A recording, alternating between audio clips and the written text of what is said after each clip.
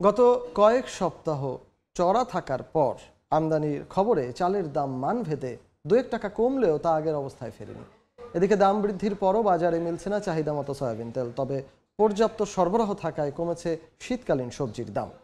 সকালে রাজধানীর কারওয়ান বাজার ঘুরে দেখা যায় BR-28 কেজি প্রতি 1 থেকে 2 টাকা কমে বিক্রি হচ্ছে 56 থেকে 57 টাকায়, আর নাজিরশাল চালের কেজিতে দাম এখন 78 থেকে 88 টাকা, যা গত সপ্তাহে 80 থেকে 90 টাকা ছিল।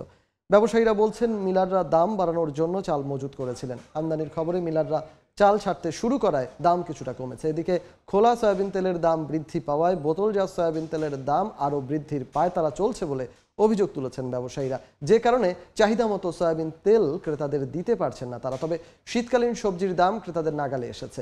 বেশিরভাগ সবজি বিক্রি হচ্ছে 20 থেকে 40 টাকা কেজিতে। তবে মৌসুম না হওয়ায় বরবটি, চিচিঙ্গার মতো সবজি চড়ে আছে 70 থেকে 80 টাকা কেজি প্রতি।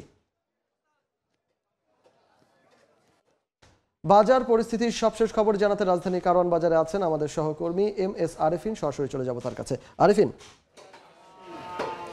সাপ্তাহিক ছুটির দিন আজ, এদিন আসলে ক্রেতা বিক্রেতাদের হাক ডাকে সরগরম থাকে বাজার এবং বেশ কিছু পণ্যের দাম ওঠানামার মধ্য দিয়েই কিন্তু বাজারে কেনাবেচা চলছে।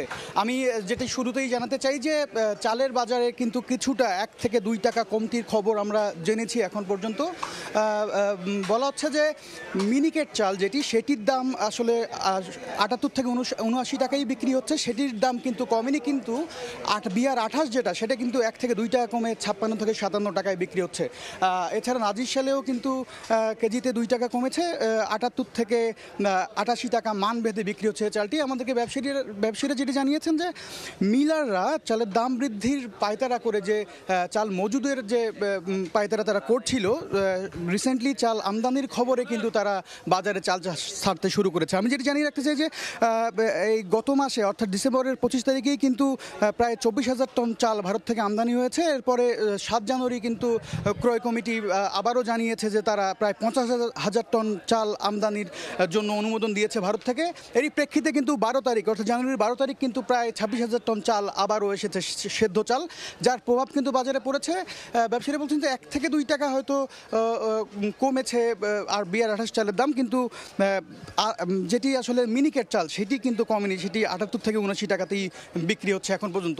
এছাড়া আমি যদি আরেকটি বিষয় জানিয়ে রাখতে চাই যে দাম বৃদ্ধির পরেও সয়াবিন তেল কিন্তু পর্যাপ্ত পরিমাণে আমরা দোকানগুলোতে দেখতে পাইনি। আমাদেরকে ব্যবসায়ীরা বলছেন যে খোলা সয়াবিন তেলের দাম সপ্তাহ ব্যবধানে 2 থেকে 3 টাকা বেড়ে এটি কিন্তু লিটারে প্রায় 192 টাকা বিক্রি হচ্ছে, যে কারণে ব্যবসায়ীরা আসলে বলছেন যে তারা আসলে বোতলজাত সয়াবিন তেলের দামও আসলে বৃদ্ধির পায়তারা করছেন, যে খোলা সয়াবিন তেলের দাম যদি বেড়ে যায় তাহলে বোতলজাত সয়াবিন তেলের দাম আসলে কম থাকবে কেন।